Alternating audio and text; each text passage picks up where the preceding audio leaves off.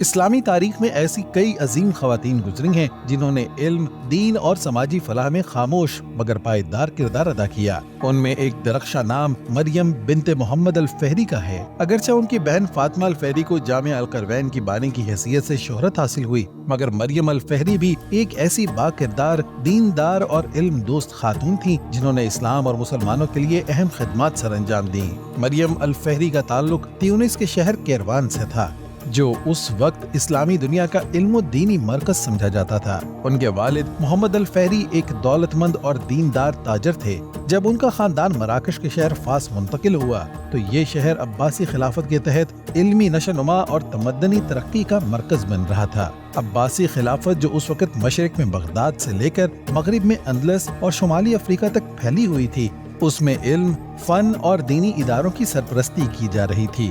اگرچہ فاس براہ راست بغداد کے زیر انتظام نہیں تھا، مگر عباسی خلفاء کی علمی پالیسیوں اور اثرات وہاں تک پہنچے تھے۔ عباسی خلیفہ المتوکل اور اس کے بعد آنے والے خلفاء نے علمی اداروں کو فروغ دینے میں اہم کردار ادا کیا۔ انہی کے دور حکومت میں شمالی افریقہ اور مغرب کے علاقوں میں بھی تعلیمی اداروں کو درپردہ یا علامتی سرپرستی حاصل ہوئی۔ یہی وہ دور تھا جب مریم الفہری اور ان کی بہن فاطمہ الفہری نے اپنے ورثے کو علم و دین کے لیے وقف کیا۔ مریم کو فاس کے مقامی حکام کی مکمل حمایت حاصل رہی، جو عباسی خلافت سے نظریاتی اور تہذیبی وابستگی رکھتے تھے۔ انہیں مسجد کی تعمیر، زمین کی فراہمی اور مقامی معماروں کی مدد جیسے وسائل میسر آئے، جو اس بات کا ثبوت ہے کہ ریاستی سطح پر خواتین کی علمی و دینی منصوبوں کی حوصلہ افزائی کی جاتی تھی۔